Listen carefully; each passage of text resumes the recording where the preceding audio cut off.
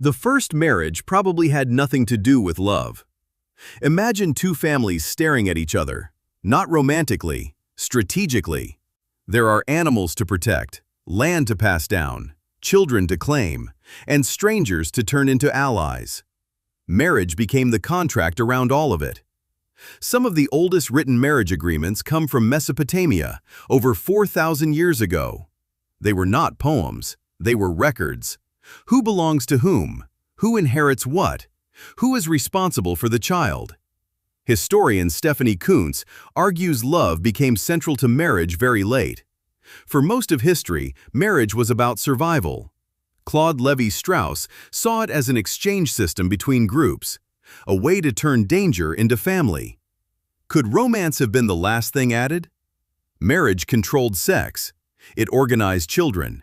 It moved property. It created alliances. It made private bodies useful to public power. That is the strange truth. A wedding looks personal, but marriage was one of civilization's oldest technologies. It turned love into law, and two people into a social machine. Maybe that is why marriage still feels so powerful.